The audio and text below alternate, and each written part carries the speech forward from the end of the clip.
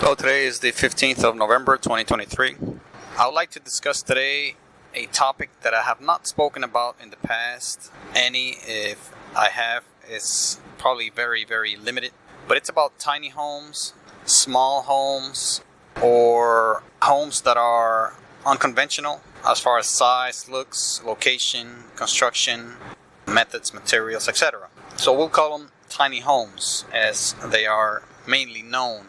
They have become popular, I believe, in the last few years. I would say last 10 years or so. And when I say popular, I don't mean mainstream. Most people know about them and like them and would like to live in them. But the niche, the group that are attracted or interested in them, I believe, has grown, as has the videos, the talk about it, the articles about it, about the subject of tiny homes. Communities have popped up in many areas of the country and the states. And throughout the world, I would assume. So tiny homes, again, are a lot more popular, at least a lot more than they used to be. And this is probably a result of economic pressures. As you know, the income level has stagnated over the last few decades. And prices, housing prices, and just about every other price for energy, for food, the cost of living has gone up steadily. And that combination of income stagnation and a rising cost of living, also combined with the very widespread inequality, the rampant inequality that has grown in the last few decades as well, I believe right now is at an all-time high. That all compounds to the popularity, or has assisted and contributed to the popularity of homes that are affordable and small. I am not sure. I would have to find out and research about family sizes. I believe family sizes have also decreased. I believe also marital arrangements have changed over the past few decades. A lot of people are not legally married. Those are all things that affect, again, one, family size, and two, living arrangements. How big your home is, how big you want your home to be, and all of that. I know before, even today, a lot of people, they wish to have larger homes. It is their goal and their dream, their wish to have a large home, 2 to 3 bedroom, even 4 bedrooms, nice, large, multi-level home, and nice, dependable, and good-looking cars, and a good paying job, and lots of money. These are parts of what many people believe to be the American dream, what many people believe to be a success story, etc. And since the economy for many, many people has changed, the economic situation has not improved or even diminished or even gotten worse or worsened, so has their expectations. Perhaps a lot more people are thinking of economy or economizing or being more efficient, more compact, to live within their means. A lot of people are opting to have less debt, have less space, have less tax liability, property liability, etc. So they opt to go with smaller homes, thus the increasing popularity of tiny homes. Tiny homes, to describe them, are nothing but small structures for you to live, dwell, or work, or both in.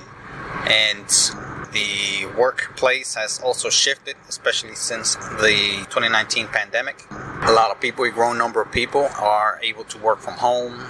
A lot of people are more savvy and more skilled with computer systems. And I assume the options have grown as far as working from home, especially when pushed by pandemic, and the ability, the effectiveness of working from home was discovered.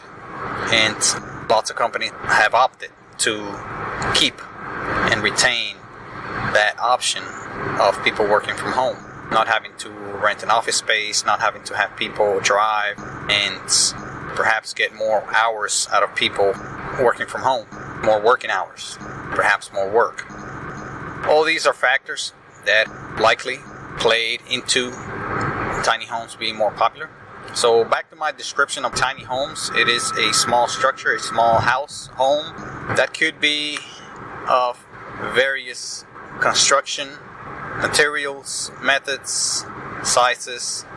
They could be brick and mortar homes, they could be cement homes, they could be wooden structures, they could be also fabric structures, more or less like tents, heavy-duty insulated tent structures. That could be the case, especially in places where the climate is okay, it is warm throughout the year. It could also be metal structures, such as containers, those trucking containers that could be used as a place of living, modified to a home. They have various size containers, 20 foot, 30 foot, 40 foot, 50 foot, and those could be modified to be used for living. Of course, many times they have to be insulated, they have to be prepared, windows and doors built in. You really could not or should not use a container as it is used for containment or shipping for living, because you need ventilation, you need plumbing, you need some sort of air conditioning in many areas of the world. You need some sort of lighting or light coming in, thus windows and doors. And you need to protect it from the elements. You need to, prevent leaks, prevent the cold and the heat from enveloping the inside of the living space. So those usually take a lot of work to modify, to bring them up to code and standard for living. Nevertheless, it is possible. Many people have used those shipping containers for tiny homes, to make a tiny home. But most people, I believe, they just either buy a home that is already built, most likely than not a wooden structure that is small and a lot more affordable, or they build it themselves many times. Sometimes, I'm not going to say many times or most of the time, because building a home by yourself is a quite difficult, time-consuming and expensive endeavor to take. So not a whole lot of people, don't believe a whole lot of people would embark in such endeavor. So I believe that to be a tiny minority that could and would do that are able, willing, and have the time, resources, and money to do such thing. And again, it is not cheap. Materials right now and in the past year or so have been quite expensive, with inflation still raging throughout the country. Late 2023, inflation has been a problem since early 2022, and it is still bad. Materials are not cheap, and bringing a very small home up to code also is quite expensive, and sometimes it is very comparable a regular home, a regular modest home, as far as cost and price. Just because you have a very small home doesn't mean that you are going to pay less for the land, pay less for the property taxes. The property taxes may be based on other factors other than your square footage. Even though the square footage may matter, also the neighborhood, type of neighborhood, the land, the location also would likely be more of a factor or more significant factors for the taxing of that property. So tiny homes may or may not be cheaper than conventional regular homes. Tiny homes have the advantage of using a lot less energy. If you have a lot less floor space to energize, to heat, to cool, to have piping and wiring and water running throughout that structure, then it would be presumably a lot cheaper, a lot less materials, a lot less energy, should be a lot less cost. But again, it may not be significantly lower as compared to a regular home. It may be just slightly lower. So you may have to consider your options of going tiny against going with a low-cost regular home if you're purchasing, renting, especially when considering things like energy costs and your taxes, and even cost of the structure of the house or the entire property. It may be very comparable, sometimes the same, sometimes more than your conventional home. So unless you, again, are one of those tiny minority that can build that home from the ground up, it is very difficult to save money, because tiny homes are quite rare when you compare it with the availability of other homes, of regular low-cost conventional homes. So the demand for them, as their popularity has increased, the demand has increased, thus their cost. Usually, of course, there's always going to be one or two or a few good deals out there. Some of them may be very good deals, some of them may be unbelievable deals, very good and hard to find, but don't count on them. Don't hold your breath for that, because they may or may not be readily available in the area that you are looking to live. Yes, they may be a lot more options in other areas where you'd rather not be. And tiny home communities are popping up all over the country. They have been approved by communities and cities more and more.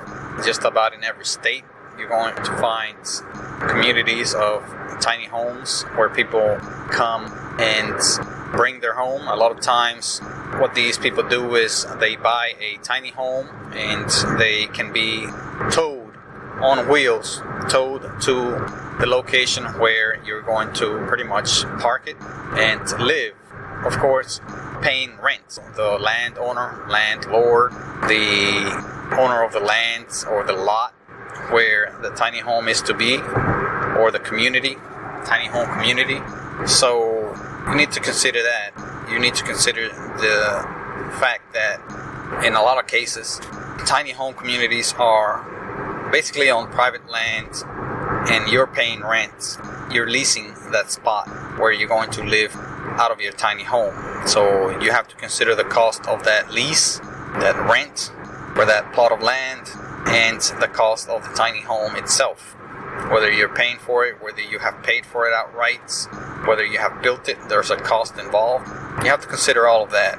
And of course, there's many limitations with tiny homes. The first of them being the space available. Limitations with storage, limitations with living with others, living with animals, living with even one more person could be a problem, especially if the person has any kind of health limitations, health problems. If any of the people that live in the tiny home have any kind of requirements when it comes to space, some people may be obese on the heavy side, and that may limit their ability to live in a very small space. Some people may be on wheelchairs. That also has its space requirements. Some people may have a career that they have to have materials and equipment stored for use or for sale, or to do business, to run their operations. The tiny home may limit such people. There may also be parking limitations in those tiny home communities. They are tiny home communities, so they're going to have limited space, even for vehicles. So there may be limitations in parking near your tiny home, especially if you have a bigger vehicle. If you have a vehicle for business, like a pickup truck or van, you may have to park across the street. You may have to park away from where you live. If you have a truck, if you drive a bucket truck or some sort of bread truck or a delivery truck, then parking right in front of your tiny home may not be an option. If you have more than one vehicle, if you have 2 vehicles, 3 vehicles, as some people have 4 vehicles, then you may not be able to park most of your vehicles close to where you live. Another limitation for tiny homes may be your ability to have a yard. You may not be able to have a yard. You may have one that's quite small, but if you want to do any kind of work, any kind of projects, any kind of installation, You may cause an eyesore for your neighbors. They may not want to hear you banging on stuff, cutting stuff. If you're the type that likes to build, fix, tinker with, and modify, and have hobbies outdoors and work on stuff, and you have to do it outside, and living in a tiny home may limit you in that way, may cause you to have to do those things elsewhere and perhaps pay for another spot for you to build, to do, to fix anything that you would want. Working on vehicles may be out of the question. Working on things like installation of solar panels, solar energy equipment, batteries may be out of the question. Installing a wind turbine may be out of the question, even if it's in your property, because your neighbors are just going to hate you, dislike you, complaints, call the police on you, call the city, the county on you, and even sue you for whatever it is that they are upset about, whether it's noise, whether it's installing equipment and causing an eyesore, you working all the time and just disturbing what they perceive to be the peace. So you may have a lot of problems with that, because tiny homes, again, are usually in tiny home communities. Of course, you can have a tiny home and move it out into a very private area, a larger area, and you can have that tiny home there and that piece of land where you may be out in the woods, the country, you may be out in the desert, you may be out in a very large lot with neighbors that are, quite separated and, sparse, and it may not be a problem like that. However, there may be a problem with city or town or county ordinances, building codes, etc. So you have to be very careful and follow your area's construction requirements, construction codes, and make sure that you don't violate those, because they may come and tell you to tear your house down, literally destroy your house, because it is violating code, building code, and they may have the legal right to tell you that that house, that building must be moved out, destroyed, or you may not be able to live in it. You may be condemned, impounded, whatever the case. So think about all that. Tiny homes, again, are a very good option for some people, but not the best option for others, especially when it comes to all of the factors I just mentioned. Energy savings, it may or may not be an energy saving. Also, cost to build, to live in it, and all of the limitations that may come with living in a tiny home. We'll pick it up in the next chat on this subject. We'll leave it at that for now. Thank you very much for listening. Thank you for listening to this podcast. Please look for the next episode soon, and please ensure you like this content and subscribe as a sign of support for me to continue to provide this type of content to people like you. Thank you.